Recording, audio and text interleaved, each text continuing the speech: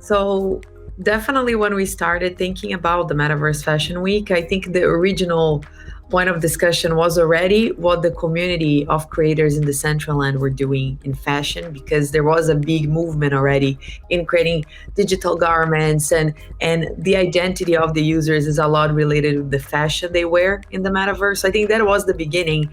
And then the discussion was really starting because we felt that 2022 could be a big year for fashion. We were seeing big digital fashion brands coming to life, like The Fabricant, Artisan, Placebo, so many others. And then we felt, I think that's the moment. And it was very interesting because when UNXT, Vogue Arabia, and Dolce Gabbana, they came to work with us, that was the beginning of the idea. They came as key collaborators from the start. That was a very engaging for everyone. We saw a great opportunity for us to be connecting digital creators with physical traditional fashion brands and kind of create this bridge between these two sectors of fashion, that maybe they exist in two different spaces, but now slowly we're merging them. So the second question related to what I think is the outcome or the future of the event. I think that this year was a very experimental edition of that. It was the first time. The future of this event and this track, I think it's going to be definitely related to reconnecting physical and digital more and more. I really believe that Metaverse Fashion Week or virtual catwalks or virtual fashion experiences, they are an extension of what happens in the physical world. They don't replace things, they expand creative possibilities. So that's how I see it as well. I think it's going to be more and more an exchange between these two spaces, physical and digital, that belong to the same visual creative narrative we have. So I expect more collaborations in that sense, maybe exchanges, having projected experiences from the Decentraland and physical spaces, and of course, phygital products. I think it's definitely a trend. So I hope to see that too. I live in Milan, so very close to some of your brands. So I've talked with them during a coffee break. So it's amazing.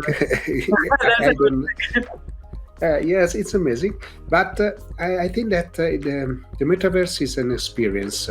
It's the meeting with the experienced designers and technology, because the technology always is improving, and something about the retail experience and new technology as NFT. So there are a lot of things that are coming in the same space. Yeah, I think that of course right now it's very experimental. We are understanding how it's going to be the future and the shapes and the functionalities of the metaverse. But at the same time, I think it is experimental as well for the creators, for creative people, and they could be from any industry, and digital or analog or fashion or arts, doesn't matter, because they can really experience things differently. And this was one of our slogans for the event, and I think that's a slogan for anything we do in the metaverse, which is going beyond the physics, like challenging physics, playing with things and things you cannot do in the physical space. How can you maybe play with them inside the metaverse? So I think you can extend a lot of the storytelling brands carry inside those virtual spaces, Yeah, because it's the main thing is the content. So how do you say a thing, a story, or an experience, or is it a concert, is an exposition? This is the key point.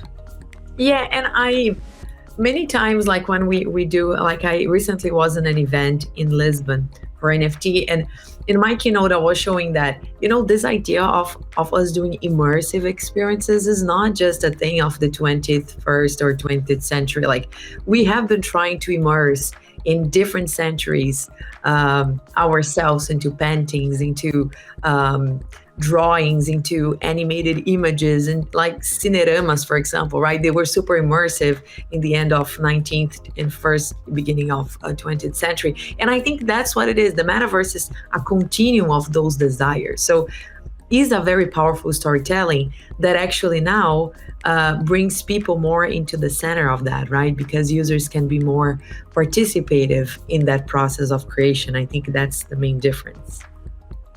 Yeah, here in Milan now there's an exposition with also with the Decentraland in others talking about NFTs and so on. So this is a good experience for also the cultural events. I think that you are watching about around the world all of the events. So you've seen also this point of view about events, not just entertainment. Exactly. Like, of course, as an event producer in Decentraland, we deal with a lot of kinds of events. There is entertainment, that's one thing. But we do see a lot of community related events, right? So, for example, there are a group that generally has a lot of things in common. They can create a district or they can meet every week in the Decentraland or in another virtual world. And I think that's quite interesting because the idea of events and community has a lot to do with engagement and belonging, which were things that I think the last 2 decades of internet they were trying to build. But because all the users were external to the tools, this is the tool, just use it. People never felt really they belonged. And now I think that this event community, this sense of participation brings that to the table more. Okay, the last question is about the young people here in Italy, so the Okay. startups and so on. So, what do you think about it, and how can you say something to inspire these young people?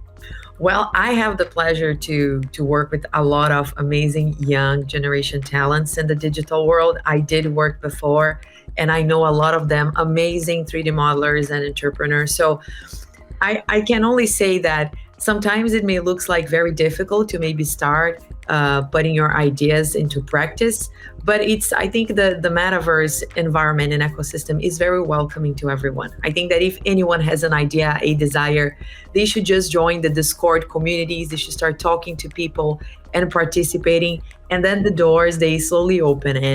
And I am a very big like proponent of that. So I'm always defending that idea that we should give an opportunity to the new generations and give them the freedom to create and come to Discord. I think getting together with communities is the best way to start entrepreneuring this particular industry.